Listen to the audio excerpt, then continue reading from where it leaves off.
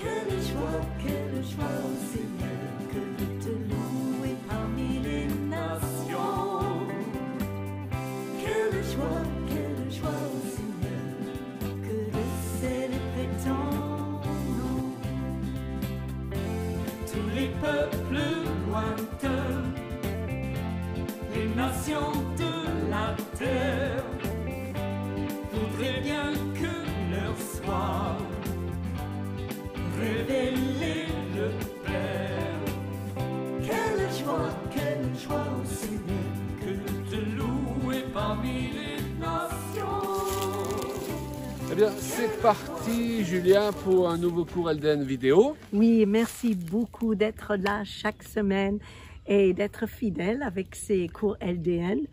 Et la semaine passée, Claude, on a abordé le sujet de La lettre écriture. Et cette semaine, on va aborder la deuxième partie de ce même verset qui est « Mais c'est l'Esprit qui vivifie ». Ça m'a plu, ça. Ouais, et on va citer d'autres exemples, comme on a fait dans le cours précédent, et à travers lesquels eh bien, on veut chercher à comprendre ce que Dieu nous dit.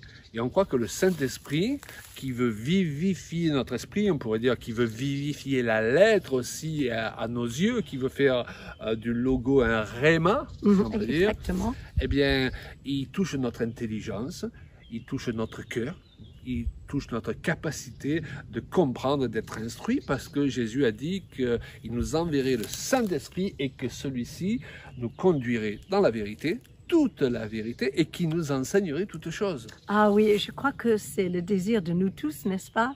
C'est d'être branchés au Saint-Esprit pour que quand on lit les Écritures, on soit vraiment inspiré par lui et que on arrive à discerner de mieux en mieux chaque jour les différences entre ce qui vient de Dieu et ce qui ne vient pas de Dieu. Et pour cela qu'on n'est pas une lecture religieuse dans le mauvais sens du Ni terme, superficielle. légaliste, Absolument. n'est-ce pas? Mais que vraiment cette parole procure la vie. Jésus a dit, vous connaîtrez la vérité et la vérité vous affranchira. Donc, lorsqu'on comprend bien la parole de Dieu, on se retrouve affranchi, mais encore plus important, c'est qu'on affranchit les autres à notre tour. Ah oui. Mais quand on la comprend mal, on se retrouve asservi et on a servi les autres à notre tour en utilisant ce qu'on croit être la parole de Dieu. Oui, et je pense qu'à travers les exemples qu'on donne et les mises en garde que tu donnes aussi, on peut vraiment aider chacun de vous de discerner dans chaque situation qu'est-ce qui se passe. Ajuster et réajuster. C'est un travail de longue haleine qu'on fera tout au long de notre vie avec la parole de Dieu. Aide-nous. Alléluia. C'est parti.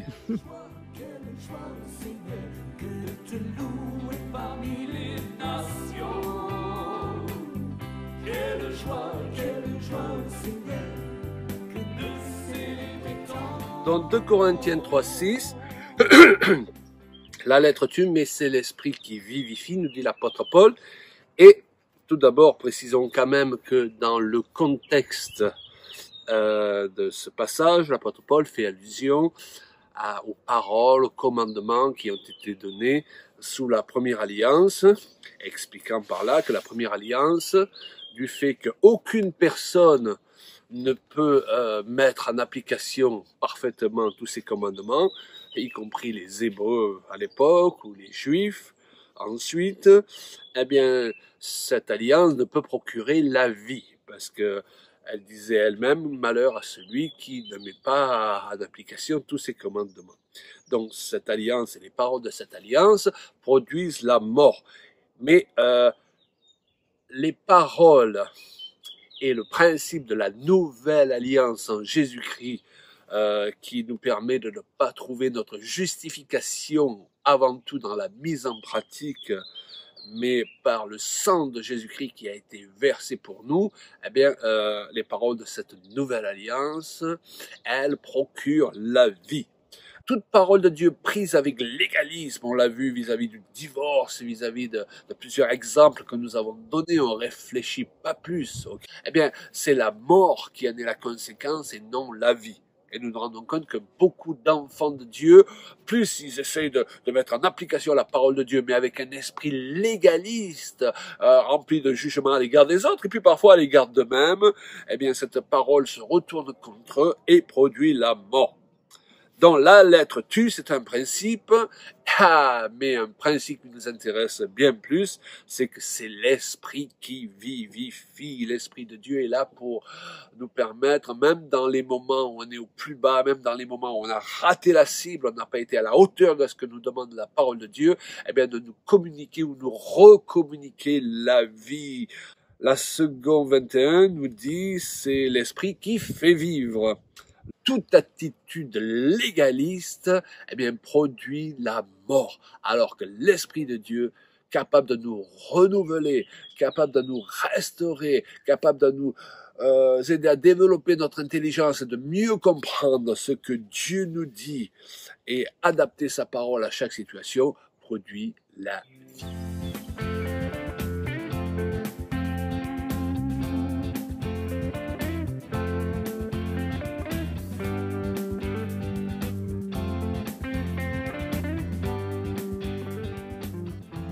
Dans le cours précédent, nous avons cité plusieurs passages de l'Écriture pour nous faire comprendre que selon comment on les interprète, eh bien, on peut leur faire dire autre chose que ce qu'ils veulent nous dire au départ. Parce que la parole de Dieu incomprise se retourne contre celui qui la manie, non pas seulement contre lui, souvent, mais malheureusement aussi contre sa famille. On le voit dans cet exemple du Deutéronome 5:8, où il nous est dit, ce commandement nous dit, tu ne te feras point d'image taillée, de représentation quelconque des choses qui sont en haut dans les cieux, qui sont en bas sur la terre, dans les eaux plus bas que la terre, etc. Est-ce que cela signifie que dès lors, toute sculpture, toute peinture, photo, vous voyez, si on prend littéralement ce passage, est une abomination aux yeux de Dieu. Posséder un appareil photo, ça serait même un péché dès lors. Et on parlait justement de la parole de Dieu qui peut blesser une famille entière, et je connais l'exemple d'un chrétien qui a arraché toutes les tapisseries chez lui, jeté tous ses bibelots, les jouets de ses enfants et toutes les photos de famille, croyant mettre en pratique justement ce passage, la parole de Dieu. Or, l'Écriture nous montre ailleurs que l'Éternel lui-même dit ensuite aux Hébreux de faire des représentations sculptées, brodées, et pas des moindres, des bœufs, des anges, ce qu'on appelle la mère des reines dans le temple, et dans le tabernacle avant le temple, eh bien, était supportée par des bœufs, donc sculptés dans des représentations d'animaux. Donc, notre verset, il se comprend en réalité à la lumière. Voilà, on laisse passer les voitures, on est dehors. Donc, il faut prendre en considération qu'il y a quelques bruits, on doit faire avec. Il y a un avantage à filmer dehors, n'est-ce pas? Mais il y a quelques désavantages aussi. Et puis, nous avons décidé que ces vidéos, elles devaient être assez familiales, n'est-ce pas? Donc, désolé pour les quelques bruits, quelques voitures, parfois un avion qui passe au moment où il ne faut pas, mais on fait avec, n'est-ce pas? Alors, ce verset se comprend, donc le verset que nous avons cité, à la lumière d'un autre qui déclare, et là, Deutéronome 5:9, justement la suite, tu ne te prosterneras point devant elles, ces représentations, tu ne les serviras point. Nous comprenons que l'interdiction ne concerne pas les représentations elles-mêmes de choses existantes, mais leur idolâtrie. Combien d'enfants de chrétiens sont blessés, fermés au seul mot de Bible aujourd'hui, ou de christianisme, parce qu'ils ont vu leurs parents partir dans toutes sortes de délires qu'ils justifiaient justement par la Bible. Donc nous devons être sur nos gardes et faire attention justement à ce que cette lettre qui tue, eh bien, ne nous tue pas, ne tue pas les gens qui nous entourent, mais que ce soit plutôt l'esprit qui leur communique à travers nous la vie et par là même la compréhension de ce que Dieu veut nous dire, la compréhension intelligente de ce que Dieu veut nous dire.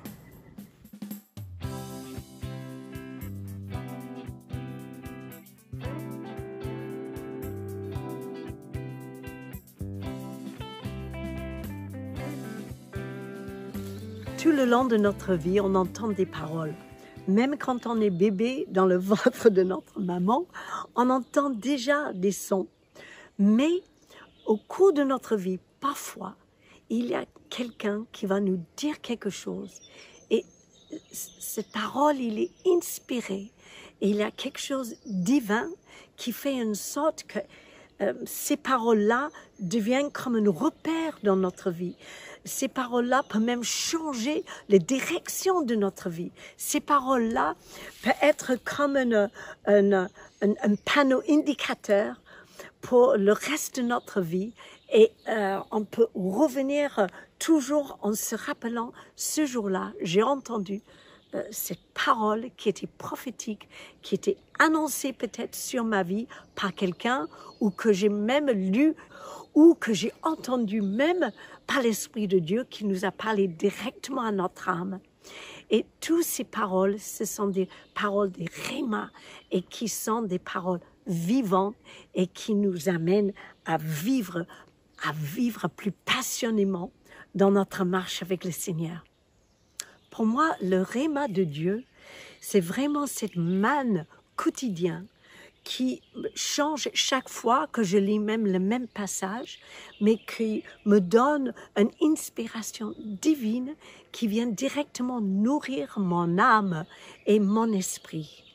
Et si on cherche Dieu avec un cœur sincère, et je suis sûre que c'est votre cas, eh bien, faites confiance au Seigneur, parce que le Saint-Esprit, il attend que ça, que notre cœur soit ouvert pour qu'il puisse poser des graines de l'espérance, de foi, de discernement, pour qu'on peut marcher davantage dans l'Esprit et exercer les dons, parce que nous avons reçu une parole révélée déjà de la part de Dieu, et on n'a qu'à ouvrir notre bouche pour le partager avec les autres.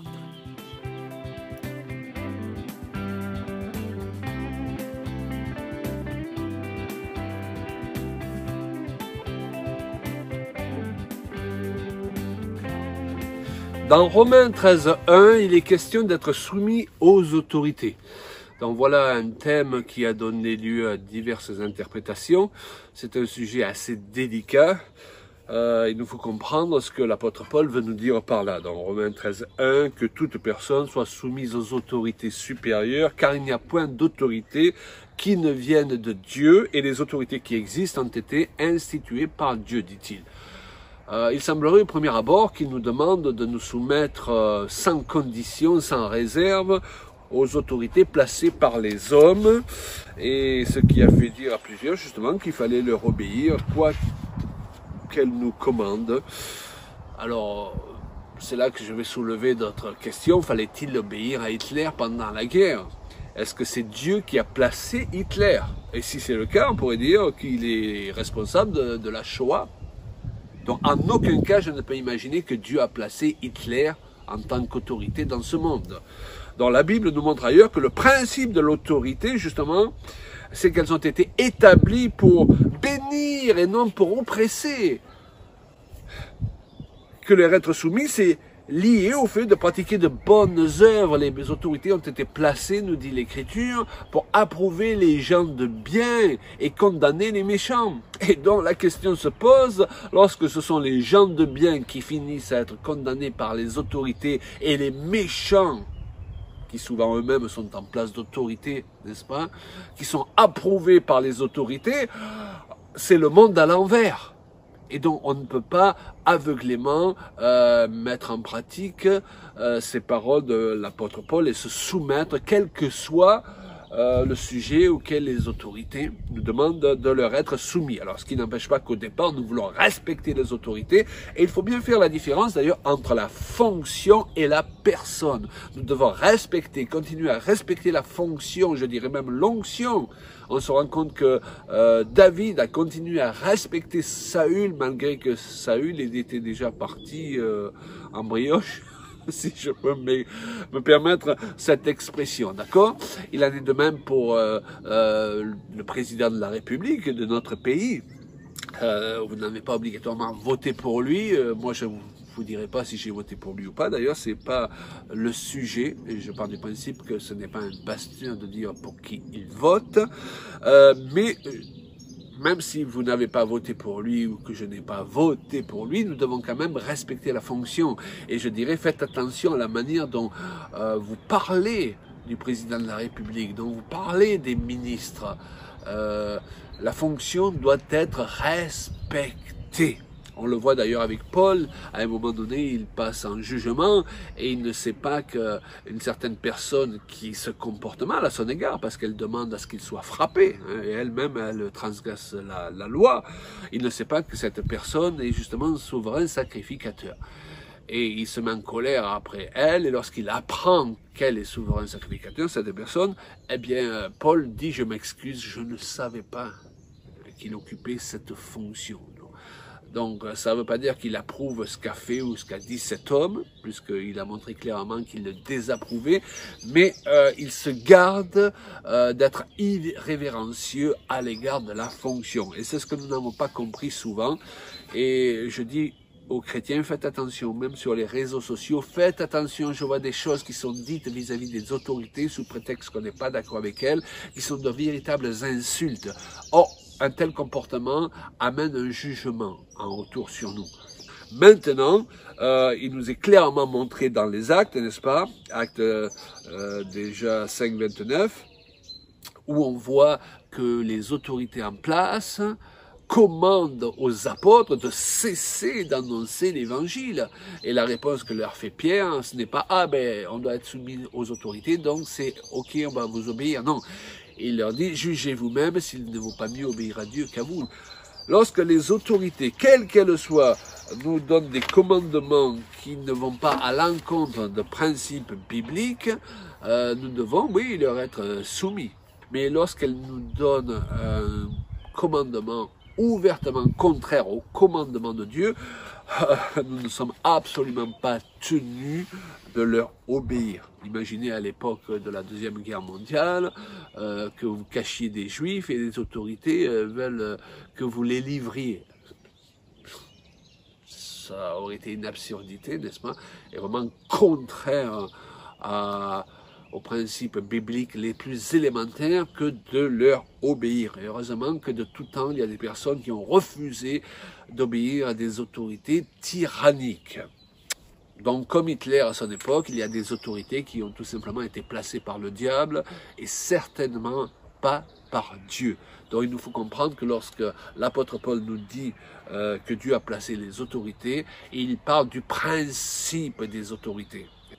Il n'y a pas de communauté qui peut fonctionner sans qu'il y ait des autorités. Dieu a placé le principe des autorités. Même dans la famille, il a placé un principe d'autorité. Dans l'Église, il a placé un principe d'autorité. Ce qui ne veut pas dire que toutes les autorités en place sont des autorités justes ou même qui ont été placées par lui. Et parmi celles qui ont été placées par lui, il y en a qui ont dégénéré avec le temps et qui ne respectent plus la fonction et la raison pour laquelle ils ont été établis. Bon, pour être honnête, on va aller de plus en plus dans la confrontation entre les lois des hommes qui vont toujours que plus dans le sens de l'iniquité, de l'irrespect des principes bibliques. D'ailleurs, vous avez remarqué, ces derniers temps, les choses aberrantes qui ont pu être déclarées. Un ministre a déclaré que les lois de la République sont au-dessus des lois de Dieu. Maman, comment peut-on arriver à déclarer une chose pareille? Quel mépris vis-à-vis du Créateur, quand bien même on ne croit pas en lui. Un autre point aussi, c'est ce droit au blasphème. Vous vous rendez compte? Vous savez, dans la première alliance, le blasphème faisait partie des choses qui étaient punies, littéralement de mort. Et aujourd'hui, nous avons droit au blasphème. N'importe qui prendrait très mal qu'on insulte sa grand-mère, qu'on insulte ses parents, mais on a le droit d'insulter Dieu. Il y a droit au blasphème. Donc, vous voyez à quel point nous marchons sur la tête. et qu'il faut s'attendre à tout dans les temps dans lesquels nous nous trouvons vis-à-vis des autorités. Et les lois iniques ouvrent de plus en plus la porte à des puissances de ténèbres. Mais gloire à Dieu, eh bien, l'esprit qui est en nous est plus grand que l'esprit qui est dans le monde. Et même lorsque nous devons nous opposer ou nous devrons nous opposer à certaines lois, eh bien, nous pouvons compter sur le Seigneur pour nous aider et nous donner la force dont nous avons besoin dans ce combat. Quelle joie au Seigneur, que de célébrer ton nom.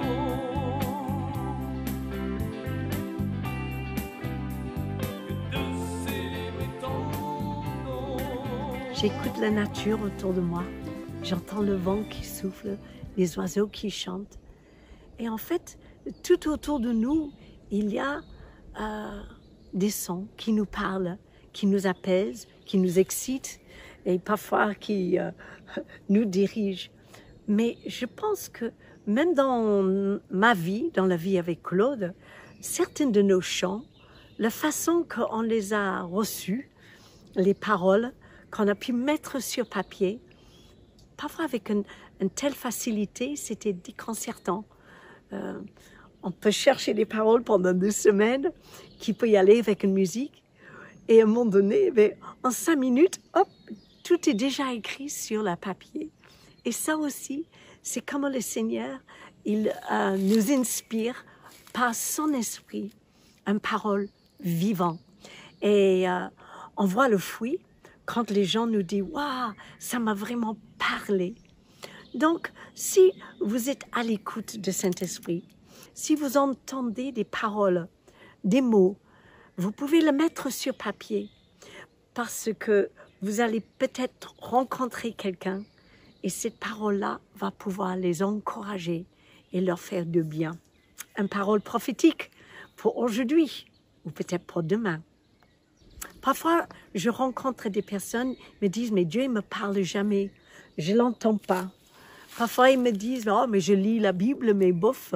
Comme ça, mais c'est peut-être dans notre façon d'entendre, notre façon d'être à l'écoute, notre façon d'être attentif ou dans l'attente d'entendre l'Esprit nous parler. Je sais que l'Esprit parle à chacun de nous. Et quand vous avez une idée, eh pourquoi pas le mettre sur papier? Peut-être ça va rimer, peut-être pas. Peut-être ça sera un texte ou quelque chose qui vraiment vient du fond de vous et que c'est l'Esprit de Dieu qui vous inspire. Croyez que Dieu, il peut vous inspirer et laissez le Saint-Esprit vous animer. Prenez votre plume et vous verrez que Dieu peut utiliser votre bouche comme un habile écrivain. Alléluia. Votre parole, votre main pour écrire des mots qui peuvent vraiment inspirer et fortifier dans ta personne. Alléluia. Seigneur, continue de nous parler tous les jours. Que de célébrer ton nom. Que de célébrer ton nom.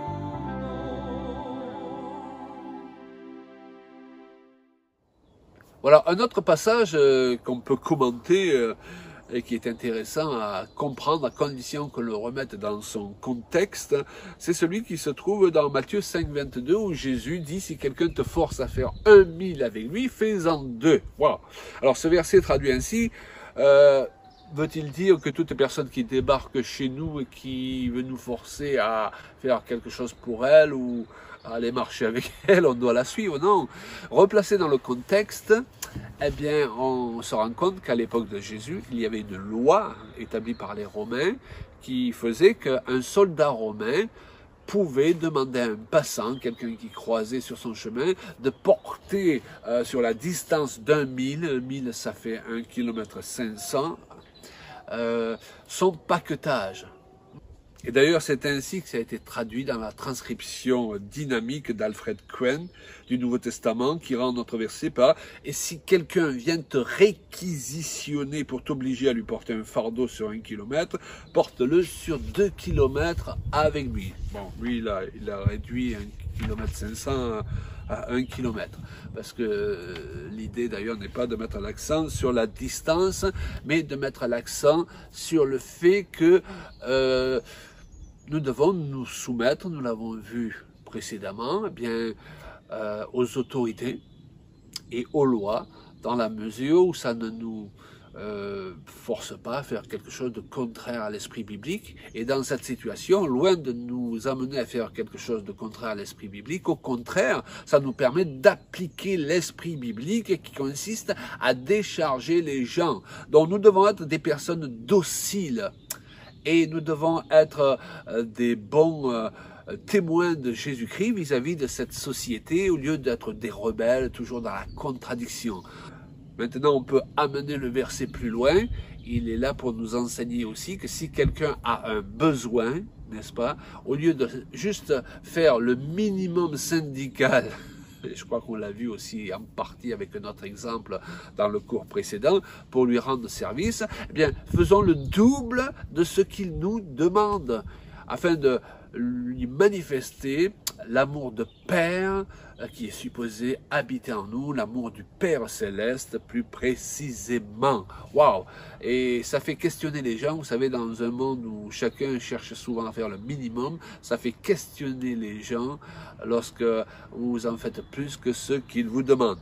Mais en aucun cas, ce verset peut être justifié pour partir du principe qu'une personne peut débarquer chez nous et nous demander de faire ou de nous forcer de faire quelque chose si nous ne le voulons pas, alors qu'il n'est pas légalement commissionné pour cela. Donc, voyez, en toute chose, il y a un équilibre à trouver. Mais si nous voyons quelqu'un qui est dans le besoin, qui nous demande un service, et que nous pouvons le faire, bien sûr, eh bien, ne rechignons pas à le faire et faisons plus que ce que la personne nous demande. Alléluia! Voilà le bel enseignement qui est tiré de ce passage. Mépris au pied de la lettre, il peut donner cours à tous les abus, vous le comprenez. Dans toute chose, réflexion, alléluia, replaçons les choses dans le contexte et puis faisons travailler notre cœur, on l'a vu dans les cours précédents, qu'est-ce que nous dit notre cœur vis-à-vis de soulager et de bénir les gens qui sont dans le besoin. Et le meilleur témoignage que nous pouvons donner aux gens de ce que Dieu s'intéresse à eux, c'est en leur rendant service, c'est en les soulageant. Et là, en soulageant eh bien, ce soldat romain. Autre point intéressant, d'ailleurs, qui se trouve dans ce passage, c'est que là, il s'agit d'un soldat romain. Donc, à l'époque de Jésus, le soldat romain, c'était l'ennemi. Donc Jésus nous enseigne aussi à aimer nos ennemis. Si quelqu'un qui ne nous aime pas, eh bien, a besoin d'un service, soyons prêts à lui rendre ce service. C'est la meilleure façon, d'ailleurs, pour gagner son cœur. Soyez toujours là, dispo, pour rendre témoignage de Jésus-Christ. Et le témoignage le mieux rendu, c'est toujours par des actes et pas seulement par des paroles. Le monde en a assez, et moi aussi d'ailleurs au passage, de ces chrétiens qui parlent et ne font pas. Le principe biblique, c'est que nous devons appuyer les paroles par des actes.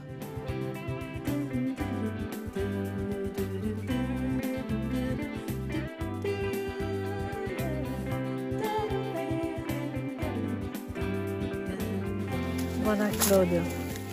Maintenant, peut-être c'est le temps de clôturer cet enseignement. Oui, on a donné à nos amis matière à réflexion. Ouais. Et nous prions vraiment que, bien, lorsqu'ils ne sont pas en face de nos vidéos, mais qu'ils lisent la Bible, eh bien, ils puissent avoir quelques points là qu'ils ont retirés de ce que nous avons partagé qui vont les aider à permettre au Saint-Esprit de leur faire comprendre la parole de Dieu et de vivifier cette parole dans leur vie afin qu'à leur tour eux-mêmes ils soient un sujet de bénédiction pour beaucoup. Oui, mais oui, et que ça soit vraiment des paroles inspirées par le Saint-Esprit qui sort de notre bouche et qui guérit, qui fortifie et qui relève. Donc, Seigneur, vraiment, je prie à cet instant que le Rhéma de Dieu vienne nous visiter, que le Saint-Esprit nous éclaire, ouvre nos yeux, nos oreilles, ouvre notre bouche pour qu'on parle avec le discernement, avec l'Esprit de Dieu, des paroles qui vivifient les autres autour de nous. Seigneur, merci pour ton Esprit maintenant. Alléluia. Seigneur, Descends. ouvre notre intelligence et fais-nous comprendre ta parole. Amen. Fais-nous comprendre ta pensée. Souffle. Nous voulons avoir la pensée de Christ de plus en plus, alors que nous avançons sur ce chemin Oui, de Seigneur. notre destinée. Merci pour ta parole. Prions pour nos amis et pour nous-mêmes. Au Amen. nom de Jésus. Amen. Mieux te connaître, apprendre à t'adorer, non selon la lettre, mais en esprit et en vérité. C'est mon profond désir, c'est mon plus grand plaisir. Dans cette vie,